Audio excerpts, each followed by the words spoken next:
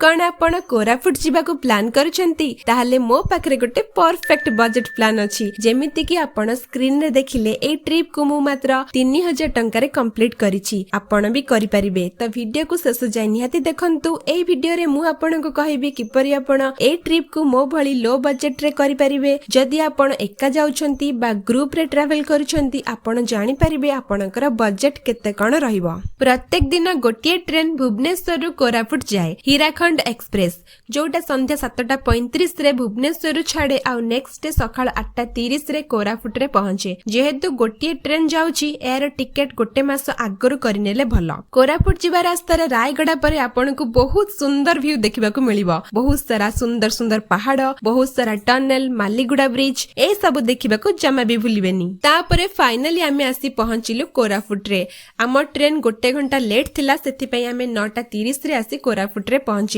Tourist place बुलिबा पई आमे गोटे कैब बुक करिथिलु आउ सेइथिरे स्टेशन पाखरु आमे होटल जाय जाइथिलु। जदि आपण सेमिति किछि गाड़ी बुक करि नाहंती ताहाले आपण शेयरिंग ऑटो रे भी जाई परिबे। होटल आमे रहिथिलु सबर श्रीक्षेत्र पाखरे थिबा शांति होटल रे जोटा हमकु पर हेड 200 टंका पड़िथिला। एटा बहुत ही बढ़िया प्लेस रहिबा पई। गोटे रूम रे 2 जण रहि परिबे। पर हेड 200 टंका लेखा। कोरापुट रा बजेट होटल उपरे मु गोटे वीडियो भी बनैछि आपण चाहिले देखि परिबे। तापरे हमें फ्रेश देई बाहरिलु टूरिस्ट प्लेस बुलिबा पई। डे 1 रे हमें जाइथिलु coffee garden, तळमाळी hill top, Devmali आउ पुटसिल व्यू पॉइंट। कॉफी गार्डन जिबा रास्ता रे हमें लंच करथिलु कारण पाखा पाखी लंच टाइम हे जाइथिला। तापरे हमें कॉफी गार्डन जाइथिलु। अनफॉर्चुनेटली कॉफी गार्डन रे काम चलिथिबारु कॉफी गार्डन भीतर को छाडिलेनी। हमें बाहरु ही देखि के आसिलु। देखंतु ए तळ छोट छोट गछ सब होउची कॉफी गछ, बड़ गछ सब होउची पाइन गछ, पाइन ट्री आउ सेथिरे जो लटा भली अछि सब से सब होउची गोलमरीच गछ। देखंतु गार्डन टा केते सुंदर लागुची। विंटर सीजन रे आपण आसिले ए भीतर को आपण जाई परिबे। देखंतु सेठी हमें गोटे गोलमरीच डेम्फ पाइलु। एबे ए सब ग्रीन अछि, ए सब भलसे सुखी गले गोलमरीच खाइबा उपयोगी हे जिवो। तापरे एकु छाडी आपण एठी कॉफी बीन्स किनि परिबे, कॉफी मध्ये पी परिबे। एई भितरे कॉफी गार्डन बुली सारी आमे चलिलु तळमाळी हिल टॉप। तळमाळी जिबा रास्ताटा भी बहुत सुंदर। रास्ता रे गोटे छोट वाटरफॉल भी पड़िबो हेले एबे खरा दिन पई सेटा सुखी जाइथिला। तापरे आमे आसी पहुंचिलु तळमाळी रे। तळमाळीटा बहुत ही सुंदर। ए तार माउंटेन व्यू पई बहुत फेमस। एठी आपण फोटो शूट आ प्री वेडिंग शूट करि परिबे। ए सब पई ए लोकेशन बेस्ट।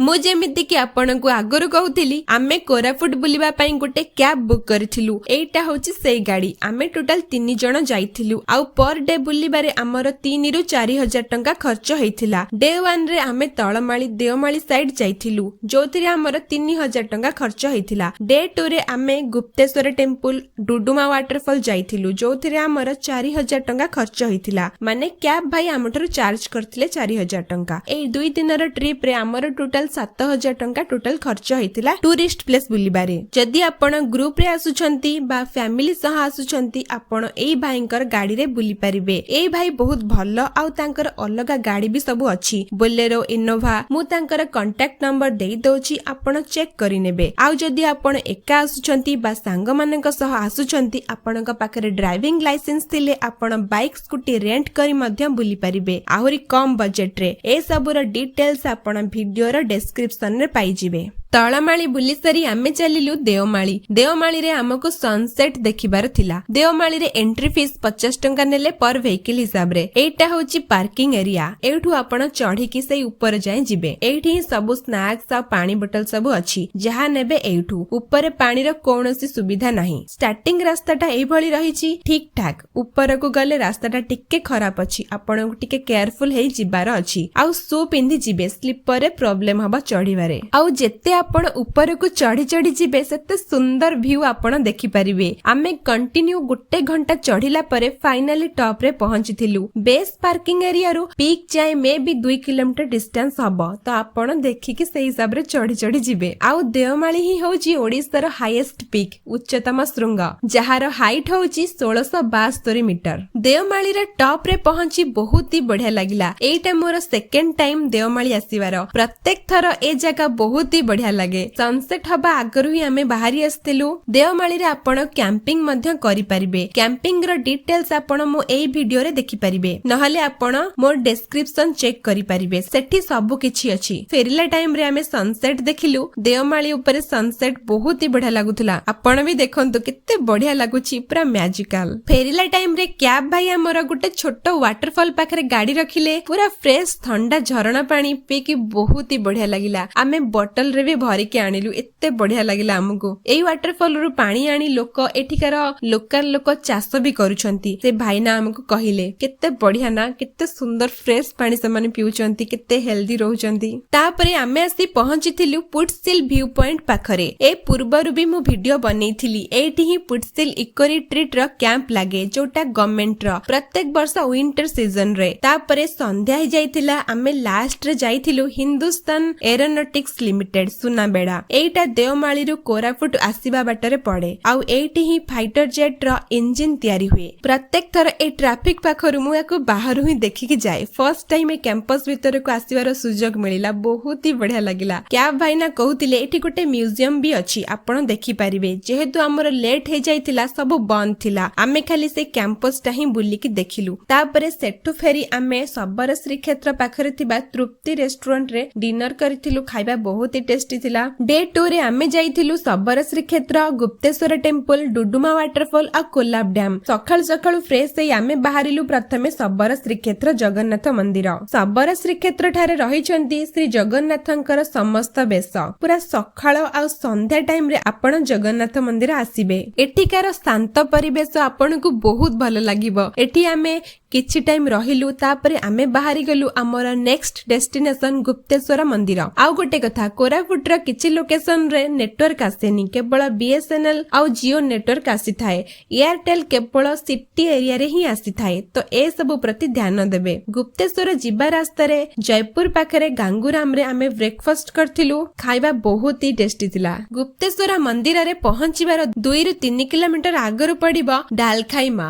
ଆପଣ ସେଠି ରହି ସେଇ ମାଙ୍କ ଦର୍ଶନ କରି ଆସିବେ। ଏଇଟା ମାନ୍ୟତା ରହିଛି, ସେଠି ଡାଳ ଦେଇ ଦର୍ଶନ କଲେ ରାସ୍ତାରେ କିଛି ବି ବିପଦ ହୁଏନି। ଆମେ ବି ଡାଳ ଦେଇ ଦର୍ଶନ କରିଥିଲୁ। ଏ ଆଗରୁ ମୁଁ କେବେ ଜାଣିନଥିଲି, ମୁଁ ବି ଯେବେ ଯାଏ ସିଧା ପଳେଇ ଯାଏ। କ୍ୟାବ ବାଲା ଭାଇ କହିବାରୁ ଏଇଥର ଫର୍ଷ୍ଟ ଟାଇମ ମୁଁ ଡାଲଖାଇ ମାଙ୍କ ପାଖରେ ଡାଳ ଦେଇ ଦର୍ଶନ କରିଥିଲି। ତାପରେ ଆମେ ପହଞ୍ଚିଥିଲୁ ଗୁପ୍ତେଶ୍ୱର ମନ୍ଦିରରେ। ପାର୍କିଂ ପାଖରୁ ଏମିତି କିଛି ବାଟ ଚାଲିକି ଯିବାକୁ ପଡିବ। ଏଇ 2 ସାଇଡ ରେ ବହୁତ ସାରା ଦୋକାନ ଅଛି। ଏଠୁ ଆପଣ ଦେଶୀ ଜିନିଷ ସବୁ ନିଜ ଘର ପାଇଁ କିଣି ପାରିବେ, ଯେମିତି କି ପାଳୁଅ, ଝୁଣା, ମହୁ, ଆହୁରି ବହୁତ କିଛି। ତାପରେ ଫାଇନାଲି ଆମେ ମନ୍ଦିର ପାଖରେ ପହଞ୍ଚିଲୁ। ନର୍ମାଲ ଡେ ରେ ଏଠି 10 ଟଙ୍କା ଟିକେଟ ନିଅନ୍ତି, ହେଲେ ଆଜି ସୋମବାର ବହୁତ ଲୋକ ମନ୍ଦିର ଆସିଛନ୍ତି। ମନ୍ଦିର ବହୁତ ଭିଡ। ମନ୍ଦିରର ଗେଟ୍ ପାଖରୁ ଏମିତି ସିଡି ଅଛି ଉପର ଗୁମ୍ଫା ଯାଏ ଯିବାକୁ।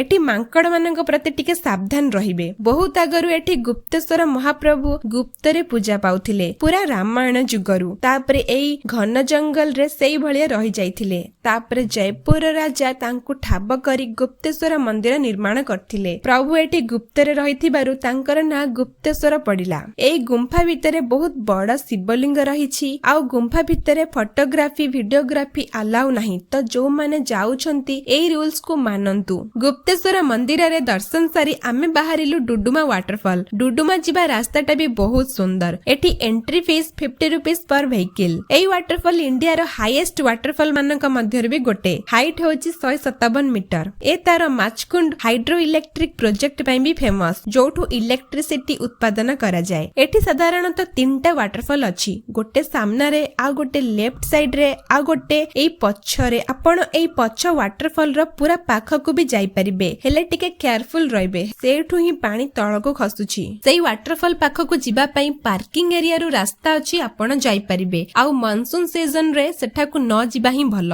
ସେଠି ପାଣିର ଫ୍ଲୋ ସେଇ ଟାଇମ ରେ ବହୁତ ଅଧିକ ଥାଏ, ତ ରିସ୍କି ହେଇଯିବ ସେଠିକି ଯିବାଟା। ଏଇଟା ବହୁତ ସୁନ୍ଦର ଜାଗା, ଆପଣଙ୍କୁ ବହୁତ ଭଲ ଲାଗିବ। ସେଠୁ ବୁଲି ସାରି ଆମେ ଚାଲିଲୁ आमर नेक्स्ट डेस्टिनेशन कोलाब डैम बाटरे अटकी आमे लंच करिथिलु वाटरफॉल फेरिबा बाटरे कारण आमर लंच पई बहुत लेट हे जाइथिला आमे लंच करिथिलु एठी केरला होटल रे एठिकार खाइबा सत्त कहबी बहुत ही टेस्टी थिला आउ तांको स्टाफ मानकर बिहेवियर भी बहुत ही भलो लागिला एठिकार खाइबा पूरा घर खाइबा भली लागिला जदि आपण आसुछंती एठी निहाती खाइबे छोट होटल टे हेले खाइबा 10 on 10 आपण को बहुत भल लागिवो तापरे आमे चलिलु हमर लास्ट डेस्टिनेशन कोलाब डैम एटा होची कोलाब डैम यार पाखकु भी आमे जाइथिलु यार एंट्री फीस 10 रुपीस पर पर्सन ए जगहटा बहुत ही सुंदर आपण निहाती भाबरे एठाकु आसंतु आपनको बहुत भलो लागिवो एठी बहुत सारा सुंदर सुंदर गार्डन बना जायछि बहुत बढ़िया मेंटेन भी करके रखिचंती एठु व्यू भी बढ़िया लागुछि एठी गोटे गार्डन आउ ता तळे भी आहुरी बहुत सारा गार्डन अछि बहुत बड़ एरियाटे आपण पूरा डैम पाखकु भी जाई परिबे फोन रे सेते क्लियर देखा जाउनी किंतु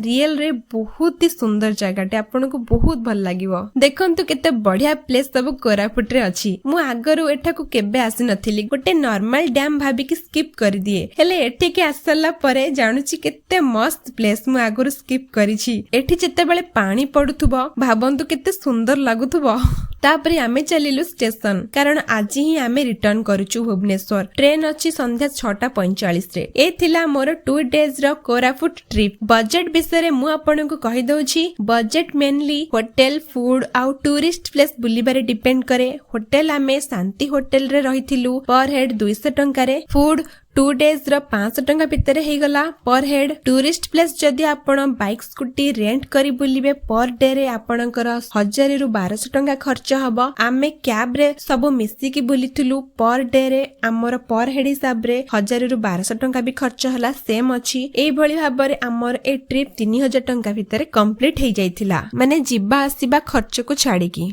जदि आपनको मो वीडियो टी हेल्पफुल लागिछि चैनल टी को निहाती भाबरे लाइक सब्सक्राइब करंतु देखा नेक्स्ट वीडियो रे ओके बाय।